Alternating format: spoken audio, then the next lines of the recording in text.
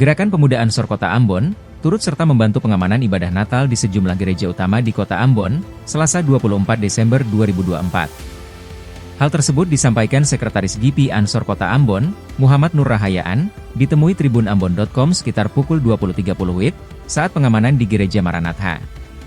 Dikatakan, pihaknya menurunkan sebanyak 50 personil Banser untuk memastikan kelancaran ibadah Natal.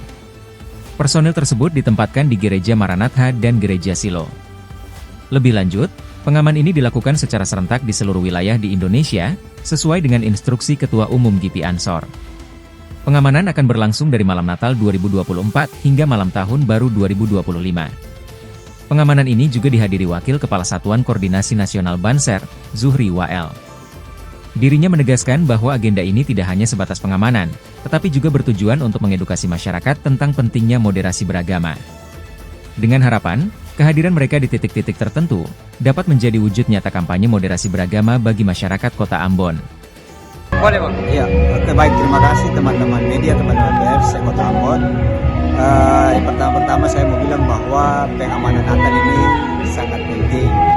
Dan ini merupakan program Ansor yang dilaksanakan seluruh Indonesia. Kebetulan kami juga diperintahkan, diinstruksikan oleh Ketua Umum DPP Ansor untuk di seluruh Indonesia melaksanakan pengamanan malam Natal dan pengamanan malam Tahun Baru.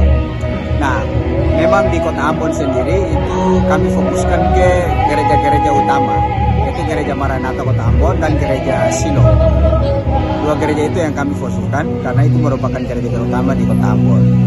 Nah, untuk personil yang kami libatkan itu sekitar 50 orang, itu terdiri dari Banser dan Ansor. Ansor dan juga dari koordinasi Satkorwil, Satuan Koordinasi Wilayah Ansor Maluku. Nah, kebetulan karena ini adalah bagian daripada kami ingin memberikan edukasi pendidikan moderasi beragama, khususnya pemahaman Islam moderat dan juga menjaga kondisivitas Kota Ambon khususnya ataupun Maluku pada umumnya untuk basudara seluruh masyarakat Maluku untuk sama-sama menjaga kondisivitas, yaitu yakni menguatkan kerukunan antar umat beragama. Nah, olehnya itu kami memilih kenapa 3 titik ini sebagai sentra karena kami